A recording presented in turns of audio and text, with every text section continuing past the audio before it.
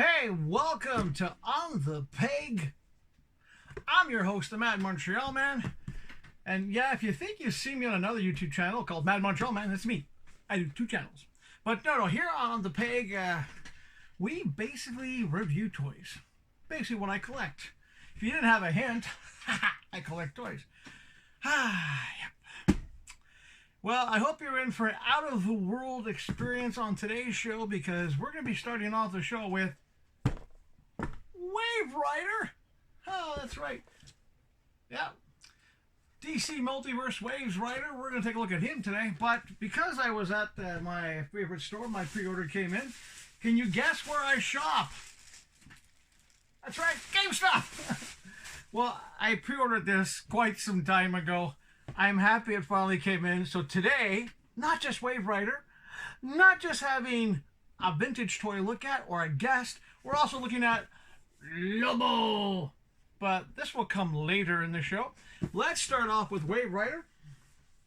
Because, hey, start off small, work up big. So let's cut away for a minute. We'll take Wave Rider out of the package, see what I think of it, and we'll be back. Yep, there he is. Now, he does come with a whole bunch of little flame accessories, but I'm not too crazy about them. They remind me too much of the Flash stuff. Yeah, the base actually works if you put his foot backwards. But there he is. It's a nice little details on the face. Nice detail in the body work as well. But let's get back to me just talking about enough him. of a close-up. Now, if you don't know who Wave Rider is, you don't really see him in the comics much anymore. One of those time-traveling characters.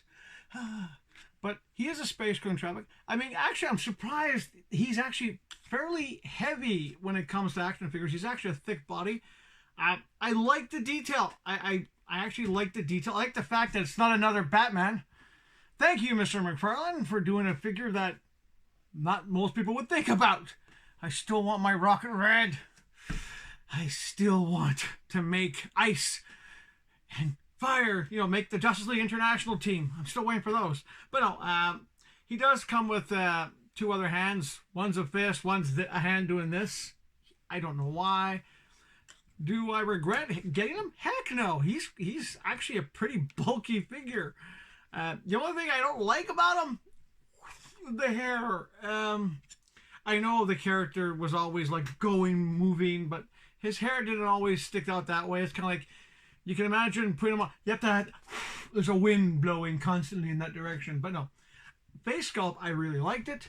It's something I do recommend. If you got nothing else coming in this week at your store, say for example, you're in Ireland and you're going to Sub City Comics and nothing came in, but he's there, pick him up. I do recommend him. If you're anywhere near a GameStop and none of your regular stuff came in, I would say pick him up. I can see a lot of people probably taking this body and design to do some custom work. I myself don't plan on doing that. I just think he's cool.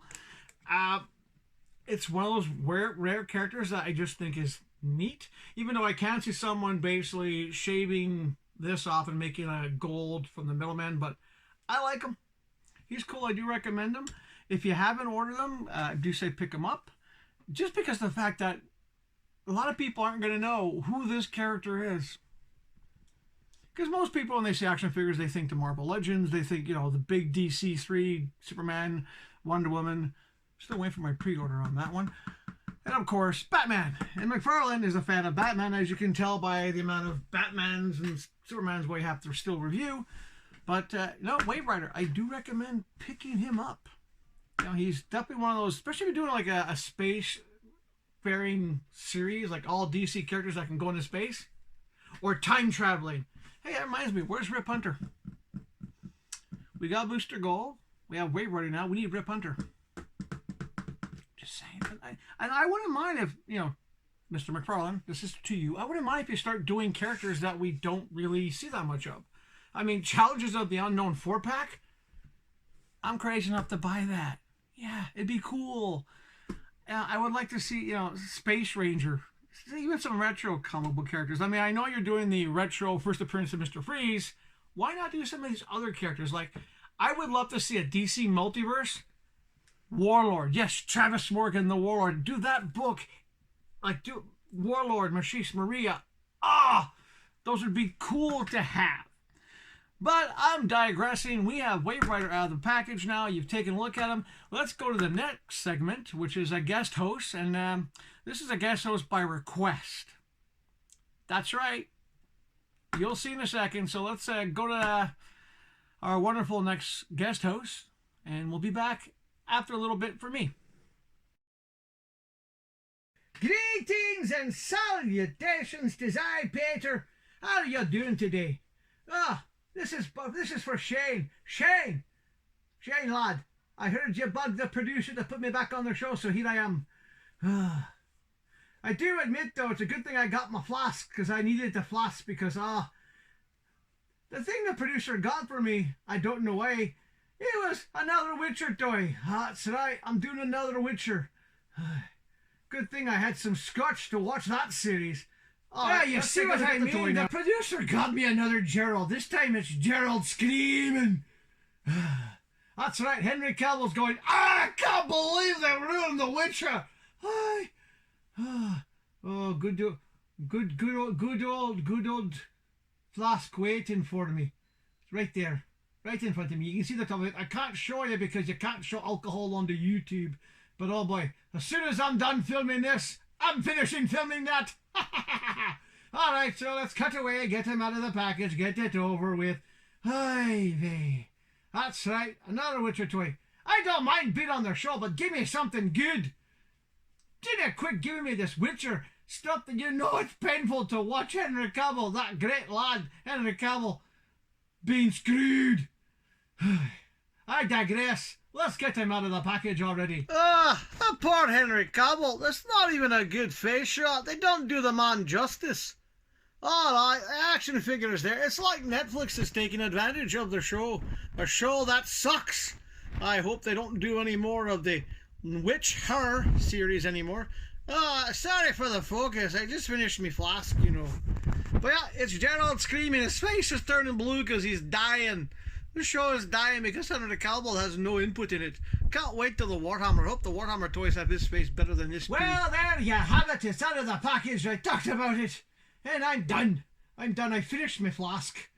I tell you one thing. The painful part of this was Henry Cavill. He's a good lad. But I had to watch that show that doesn't really talk about The Witcher. If you've read the books or play the game, I didn't recommend watching the show. No, pass on it. Pass on it. You're better off watching that. Well, there's a Bonnie Scotch lass I've seen on the TikTok. Oh, red hair, green eyes. A maiden. That's right. Well, that's it for now. I'll see you next time. And Shane, let me be for a week, okay? I need some more whiskey. Well, thank you, Peter, for that interesting commentary on The Witcher. I think we can all agree that they did Henry Cavill dirty on that one. If you're a fan of the Witcher books or game, they definitely don't do that show. I hope there's no season 4. I agree with Lowry on that. But now it's time for the Vintage Corner. That's right. This is where I pull up something from my collection and torment you with it. Yeah. But I said in the last episode that what I wanted to do was probably talk about a toy. I have the complete series. I didn't bring the whole series up because that would be an entire special on its own.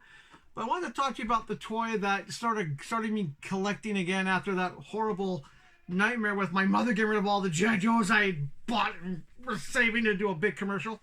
I'm talking about, it was a cartoon as well. It was a cartoon. They did toys. And I saw these toys, and as I was studying animation at the time, I went, my God, you could animate these. You know. And it was set place in a future time. And if you're a fan of the Batman animated series, some of the vehicles they had on this cartoon reminded me of those. Have you figured out what I'm talking about? You know, fighting crime in a future time? That's right, I'm talking about cops. Now, this is Bulletproof. He was the main guy, at least if we thought he was supposed to be the main guy in the show. I mean, to me as a kid, as a young adult, you know, and I can imagine kids seeing this, my God, the main character's a black dude. He's a black dude cop, and he's a detective. He's really cool. He's like a cyborg. Even cooler. Yes. And these were extremely posable at the time. They were kind of like bigger versions of the G.I. Joes, because by then G.I. Joes were those small ones. But yeah, these guys were so much fun, and I got into collecting them. I had to scramble against some of the last ones they did, and they were fun. I mean, for me as an animator, getting back into collecting toys, they sold me. The face sculpts were like, I mean,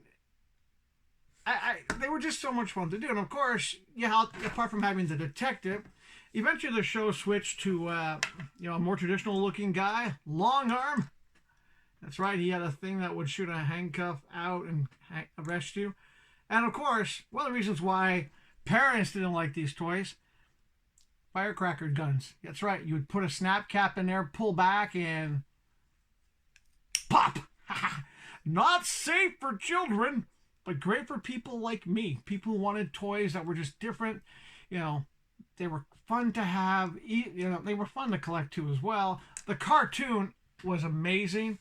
And another thing that drew me in to Cops was the bad guys. Now, as I talked before, being a film guy, I love film noir. To me, well, my ex-wife was James Cagney. I was Humphrey Bogart. But before Humphrey Bogart, you had Edgar G. Robinson. And you can't tell me they weren't inspired when they designed Big Boss. That's right. Yeah, see, he even talked like this. See, I'm the boss. Yeah, see, you're going to do what I said. Yeah, see. And this was just one of those things. It was fun. A lot of people said it was Kingpin. No. This is Edward G. Robinson, the gangster from all those black and white films. Cops, black and white films, crime. It was just really cool. And of course, they had the classic gangster film bad guy carrying the base. It's a gun in there, by the way. And these were just fun. I mean, they had like, oh, look, he opens up. He's got guns inside his chest. Cops was really fun. I do recommend, I regret not having sealed versions of these. I got them. I took them out of the package. I had, for the longest time, this was my first toy shelf when I started collecting toys again, was the entire Cops lines. Vehicles and all. Even some customs I did. It was just so much fun. Cops is one of those toy lines I do recommend. If you see them, pick them up. And they're easy to collect too. They're not that expensive compared to some older toys.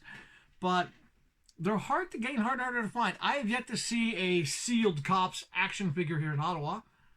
I saw, I think, one or two in Vancouver. But if you see them, pick them up. Because eventually, down the road, when I have enough income coming in, and, I'm going to start tracking down, like, still on card Cops figures. I probably won't get the whole series, but to me, this is one of those toys that I do recommend. It's just, it brings back so many fun memories. I remember at the time I was married, me and my wife would go to the toy stores and, oh, there's a new Cop figure, gotta get him. Some people drink, some people go to bars, some people smoke. No, I collect toys. Yeah, and that's it for the vintage part of the show. Thank you for watching that. Now I got a little bit of a rant, because I have to rant a little bit. Well, when I was at GameStop today, and the guys at the GameStop at Rideau Center, they're fantastic. I picked up my Lobo that you'll see in a little bit. Actually, the next segment is actually Lobo. But one of the guys there has a YouTube channel, and we were talking. So I mentioned I mentioned this channel on the peg, and he was like, oh, so what are you doing with the show? I said, it's just a toy review. I do it for my friends. And I made the comment of, it'll never be monetized. He goes, well, not with that attitude. And I know he didn't mean it as an insult, because, this guy has over 2,000, I think 2,500. He's got enough subscribers that he's monetized. But I went to him, I don't care about that. There's so many toy review channels out there that do the same basic thing. I don't. I do this for my friends, you, my subscribers. I'm not going to say it wouldn't be nice to be monetized. It'd be nice to have a sponsor, but that's not the important thing to me. And it's not that my attitude's negative. No, my attitude is really positive when it comes to toys. I do this because it's fun. I'm just sharing my fun of toys, my love of Edgar G. Robinson as Big Boss. So yeah, I know he didn't mean bad about it, but you know what? I'm happy he's got subscribers that, help monetize his videos. I don't worry about that. I will never become a millionaire from doing YouTube. I should know, because on my other channel, Mad Montreal Man, I've been doing YouTube videos for 12 years. I used to do a weekly comic book review show. I did movie reviews when they first came out, and that never even got like up to those levels. I mean, yes, people would download it, watch it. For example, people at Sub City Comics would show the show in the store, my comic book reviews. There was a store chain called Expert Comics. They used to show the show as well. I mean, RX Comics, if you ever watched the old shows, was the show that I did them for. And I also did the same thing for 8th Dimension. And by the way, Nick, congratulations on hanging in there. And if you're in Vancouver, support the 8th Dimension. Go there, go there, go there, and go there. And if Nick doesn't have it, try Tasmanian Comics. Just saying. And no, not sponsored. It's just plug-in stores. That's what I do here. It's the same reason why I kept on saying GameStop got me my Lobo. Yes. GameStop got me pretty much all of these, even though there's one I did get on Amazon. I was surprised. No Porch Pirate, so might be something else. You know, it's like someone wants to send me a toy. Amazon does work. I did get it. They send me an email saying this is coming. Boom, boom, boom. Great. But that's enough of the rant now. We've had the Vintage Corner. We've had the guest speaker. We've seen Wave Rider. Shall we get to the big one? Oh, that's right. The big one. Lobo and the Space Hog.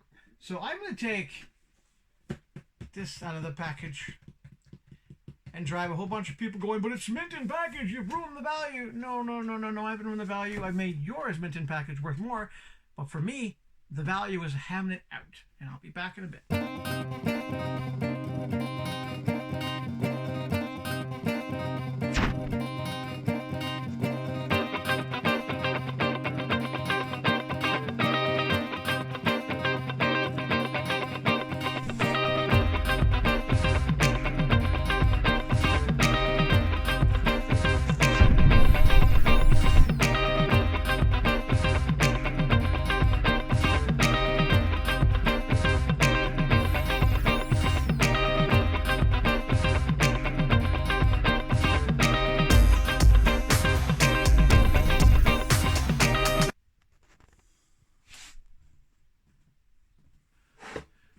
Actually, there wasn't much assembly needed to put the Hog together. Neither was there anything with Lobo.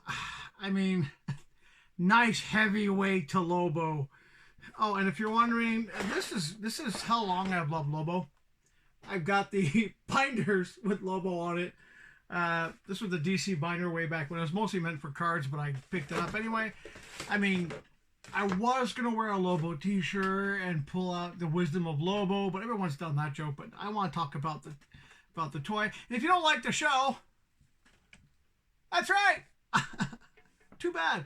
But if you do like the show, hit that like and subscribe. Yeah, he does come with a spare head, the screaming head.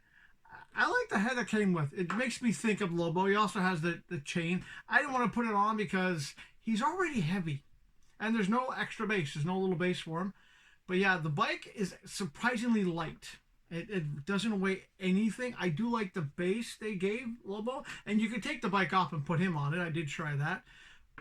My thing is I have no idea where I'm going to display this thing. It is so mad. I need to get shelves.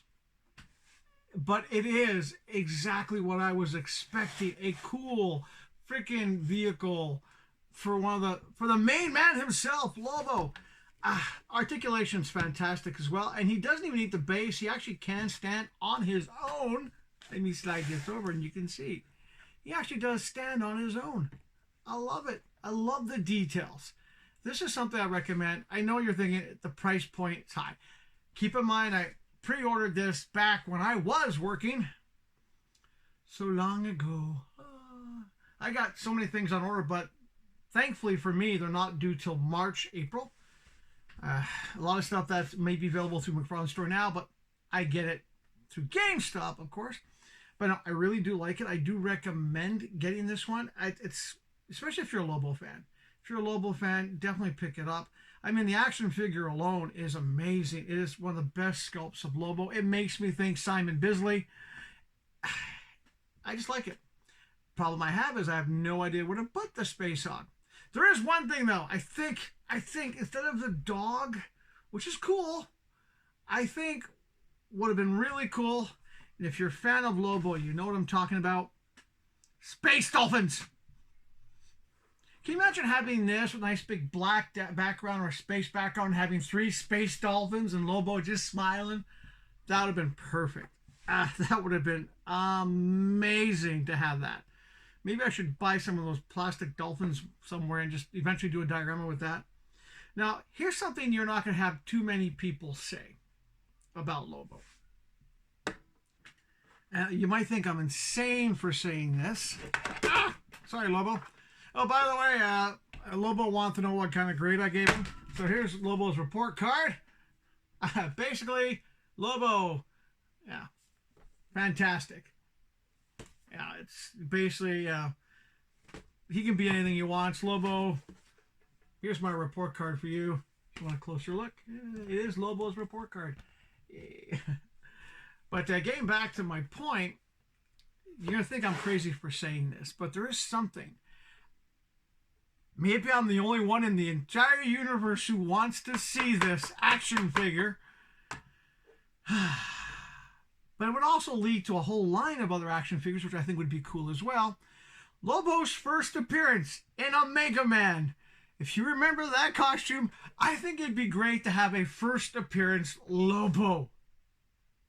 I know, I'm insane. I just think it'd be really cool. You know, so you can have a first appearance Lobo to see what he looked like when he first appeared on a Space Hog, to see him now.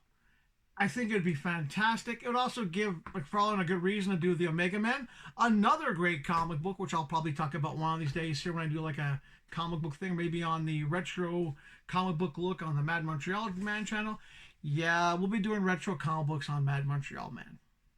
Figure this is for toys and stuff that's vintage toys and a little bit of a rant every now and then. But no, that's it for today's show. It's not going to be as long as the last two, because I'm not going to rant for an hour and a half. No. You had Wave Rider. You had Peter. You've had me doing the vintage toys. And now you have... This is Lobo. I mean, this is Lobo. I mean, this is... main man himself. I'm actually really impressed with the details in the back, too. Did I mention that already? I think I did. But no, thanks for watching. Hit that like and subscribe. And like I said, you know, I'm not here to monetize the channel. It'd be nice if it did. I'm not going to say no, but I'm not going to do a whole bunch of weird gimmicky things to get monetized. No. If you like the show, you like the show. If you share the show, you know, just saying. But no, thanks for watching the show. And I know you're thinking, there's 2 episodes this week. I thought you were going to do 1 episode a week. Well, think of it this way. We're now, how many weeks into January? You've had 2 specials. We only had 1 episode. So I still have to catch up. So I still have a bit of a leeway to do a 2-week week. A 2-episode week. But no, that's it. So thank you to my wonderful subscribers. Shane, Kang, anybody else who said subscribe. I'm too tired to go through the list. It is late at night when I'm filming this. Thank you to the stores that have always given me good customer service. I am really happy that Nick's still hanging on with the 8th Dimension. I still think Tasmania is a great store in Vancouver as well. Sub City, to my knowledge and from my experience with them, the best comic book store in Ireland, except in Dublin, because I don't want to get the Big Bang Comics upset in Dublin. And if you know, like I said before, if you know any store that gives you good customer service, let me know. I will plug them. And if you are a store, let me know. Maybe I'll plug you here. And by the way, if you're a store, don't feel bad if you want to download the show and put it in your store. I don't mind. It's, you know, it's just me sharing toys, me having fun, me with my amazing backdrop. That's right. Just me having some fun. But what do you guys want to see next week? I do have a couple of the, you know, McFarlane collectors. I've got some other stuff that is now hanging on the wall for now. I still got stuff on the House of Madness shelving. Let me know. And I also still have, I'm not sure if you saw my short today, I did finish the Marvel Universe wall. And I got some other stuff there. Wait, I'll give you a little teaser. What should I tease you with? Okay.